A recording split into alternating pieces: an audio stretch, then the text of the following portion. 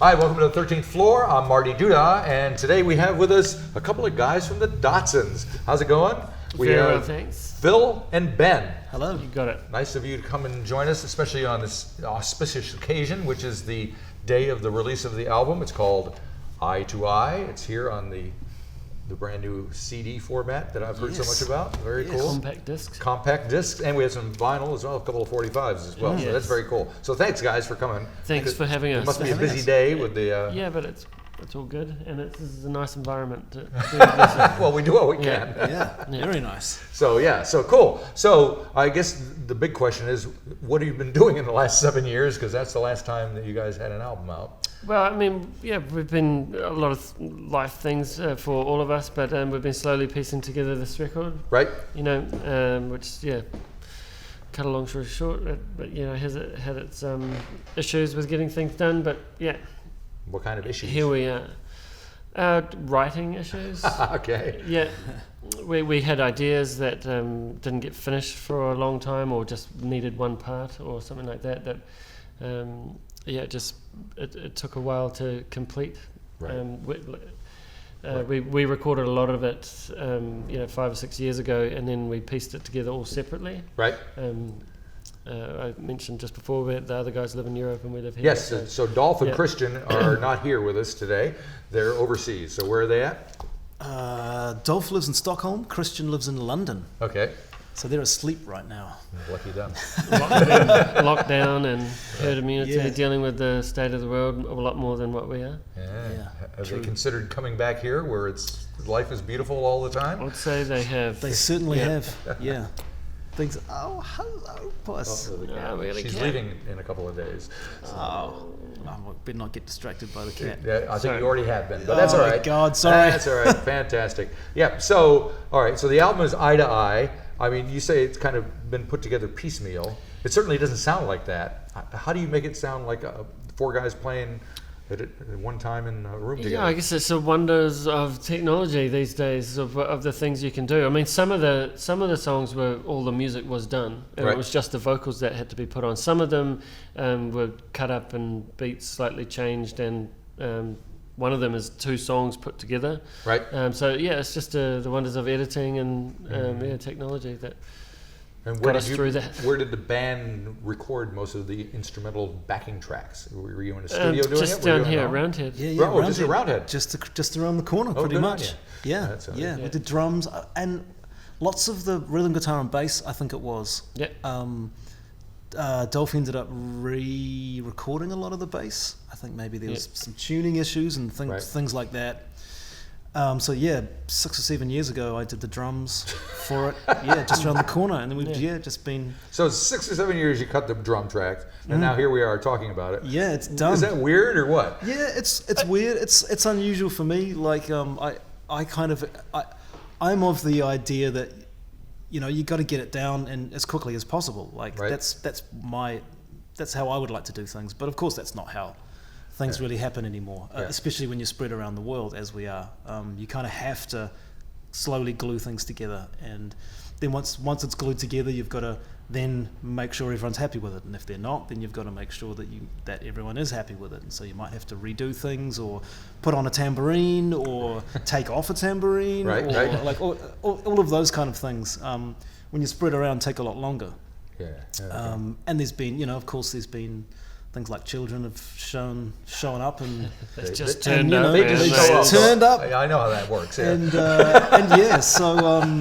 And they've of course got to become a priority. So yep, fair enough. Yeah. So the world's in a very different place than it was 7 or 8 years ago, and especially since it was 20 years ago when you guys started out. So, what's it like being in a band now as opposed to back then? Well, for us, there was a lot more touring going on. We used to live on the road, and that's how it was. And then we kind of, as the records went by, we kind of got more into the writing and recording processes and less time on the road. And when we first started releasing stuff, there was no Spotify, Apple Music, or nothing like that. So it's very different. Is it different, better, worse? How? Different. Okay. Different. I mean, you used to have to, if you wanted to hear a song, you used to have to buy it. Yeah. Remember that? Yep. Or know someone who had a copy of it. You know, to be able to hear it these days. I you love just the fact that get we have 45s, by the way. Uncontrollable feed of, you know, you can just listen to anything you want these days, and you just pay someone else for it. Yeah. So that's changed. Yes. Very much so. Yep. And so does that change your motivation to make more music? I don't know. I've always been motivated to write music and make music. It's never made me want to stop music because people used to buy an album and we might have got some money for it, but now people just stream it. It's never made me want to stop the writing process at all. Just but I guess it's just a difference, I guess. Right. Very noticeable difference. Cool. And do you pay much attention to the local scene these days and other bands? Every now and then, we listen to a lot of friends' bands, plenty of New Zealand music. You were talking about Wax Shadows the other day. Yeah, I really liked it. I saw Wax Shadows play a while ago. I thought they were really fantastic. I don't really go out much anymore though. Which always tends to happen, it seems. You know, I don't go out much anymore. So I haven't. I'll tell you. I'll give you a secret. So you're in the age where you have kids and blah blah blah. Well, I don't have kids, but I'm of the age where I could have had kids. Right. So during that time, the same thing happens with everybody. We all kind of get all domestic and sitting at home. But then when you get older again, like I'm on the other side now. Oh right. I'm having a ball. Right. So something to look forward to. Great. And there'll be shows. Yes. There'll be shows. Hopefully again. by then. Yeah. Exactly. So let's talk about the album in detail a little bit. It starts out with a tune called Dehumanize, which there's the 45 as well. So do you remember anything about making that song, recording that I remember track? This came together pretty quick as far as I recall. Like it's a pretty straight up kind of Motorhead style. Yeah, it's pretty hard and heavy. I mean, and that kind of thing is, I don't know why, but that kind of song is pretty easy to, like there's not too much thinking you have to do with a song like that. You just have to kind of, it either sounds good or it doesn't. You don't and ah about, oh well, should we put on 4 layers of keyboard or anything like that. You're not going to have those conversations. Right. You're just going to turn it up and just play it as fast, not as fast as you can, but as fast as it should be played. Right. And then and so that one I think was pretty easy to do. That was always one that. Is there a temptation to want to throw on layers of this, that, and the other thing, and keep plugging away at it? The longer you take to make an album, it's almost like, well, it's taken this long, so we may as well take a bit longer. Yeah. Which is a temptation I don't agree with. But if you put stuff on and it makes it sound better, then it should be there. Right. It doesn't matter really how long it takes or anything. All right. I'm pretty sure that this song's got one of the only electric piano solos that we've ever done, and I think it's Christian on one end of the piano and Dolf on the other, both playing with 2 fingers. Right. Trying to figure out the solo, but it sounds really great. But it's funny when you know how it was done. It sounds. We'll see how they do it live. Yeah. Whilst playing guitar, bass, and singing. Now, one that caught my attention was White Noise Machine. Yeah. Because I mean, just from the title, I'm thinking it's going to be a big, messy, noisy thing. No, it's actually a beautiful pop song. Yeah. It's a pop song. So how is that? It's one of Dolph's. Was that Dolf and Christian? Yeah. I get the idea. Like to me, that is a classic Dolf. Yeah. That's a classic Dolf song. Yeah. Like it's got Dolf written all over it. So that I don't know. I mean, I'm sure Christian would have had his input in it, of course. But that to me is just classic Dolf. Yeah.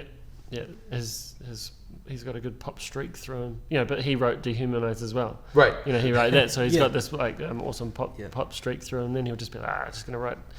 I think he probably came up with Dehumanize really fast.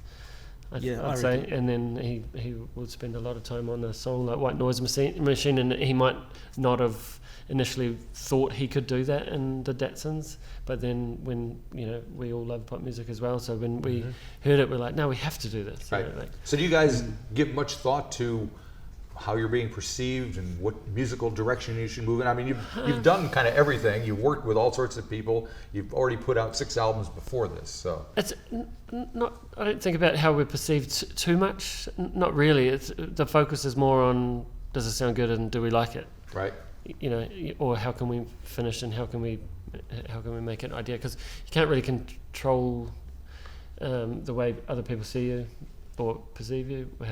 So it's a waste of time thinking about it too much. I would never want to put something out that I didn't like just because I thought other people might like it. I think that would be totally pointless. Right. Because then if everyone likes it, then you got to play it all the time, And if you don't, if you don't like it, then and if they don't like it, then you're like, fuck neither. Yeah. Why did I even do that? Yeah, because if you think, everyone's going to love this, and they don't, then you've just, you've shot yourself in the foot, pretty much. So do you have people around you that you kind of bounce things off of and go, is this working? Do you think? It's mainly just us four. It's just us. Yeah, really. it's just us four. If I'll try and write something that I think the other guys might like, otherwise it won't get done. But it's just us, really. Because if there is someone around who has suggestions, it tends to happen that we'll just say nah about it anyway. So everyone's got pretty strong ideas about what they think things should be and what they shouldn't be. And so I guess the four of us all doing that already. Right. There's probably enough people saying yes or no to things anyway. Right. And we're more likely to listen to each other than to anybody else, I think. That's why you're in a group together. Yeah, well, exactly. Yeah, exactly. One that I particularly liked was Moongazer. Yeah, that's Dolf again doing his T-Rex kind of Bowie thing. Very glam, very... Yeah. He's always trying to get me to do that drum beat. He's always trying to get me to do that dum dum kan dum dum dum kan dum dum dum kan.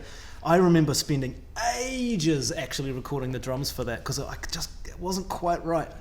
And then I think it might have actually ended up being that we just chopped a bit of drums out and looped it. It might have even ended up. Dolph being real particular about the rhythm of that. Yeah, because it just didn't have it wasn't allowed to stray at all. Yeah. But yeah, that's classic. That to me is classic Dolph as well. Actually, cool. Probably out of all of us, he loves that kind of glam thing the most. I would think. Right. Yeah. No.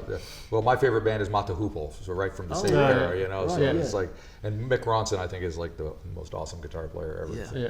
Right. So I love hearing that. Especially there's one track, Other People's Eyes, with like serious wah-wah guitar playing and all that. Yeah. That's Christian, man. Yeah. Loves that wah. All right. Now there's an organ in Brain to Brain. Who's playing that? It's either... I think it's Dolph. Huh? Yeah. That was... Because it plays the verse riff, eh? Yeah. There was initially guitar in there, and over the years he was like, I'm going to put some organ there, and when I heard it, he just sent me the organ over the drum track, and I was like, it sounds good just like that. And he was like, I was planning on putting the guitar over it, but whatever, it just ended up that way. Cool. So now that the record is out, what are you going to do? Are you getting together and playing? Yeah, that's the thing. We can't do shows at this point, but there's obviously an intention to do some shows when it's possible. Right.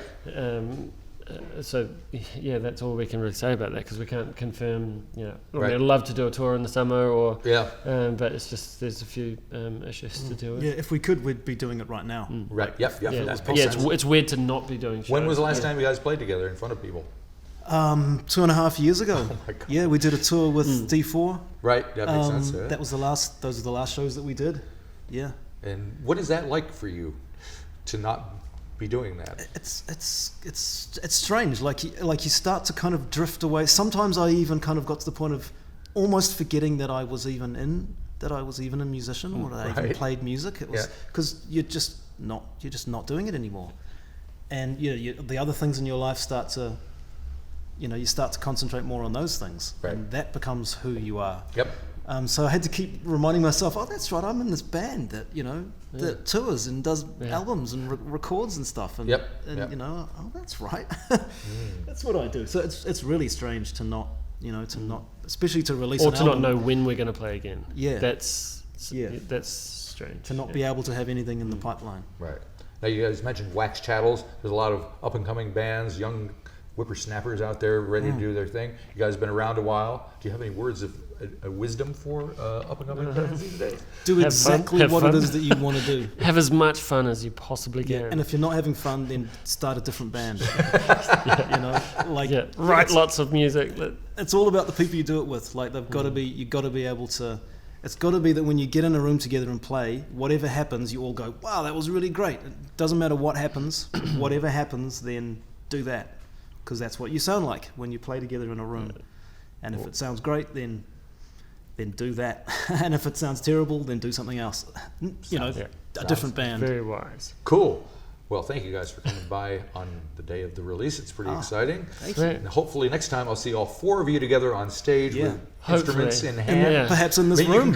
You always have an open invitation to rock the house. Thank you. The folks downstairs at the French Cafe will love it. I'm sure they will. Great. They can come too. We'll invite them. It'd be great. Well, thank you guys. Have a great day. Thanks, Thank you Marty. very much. You too.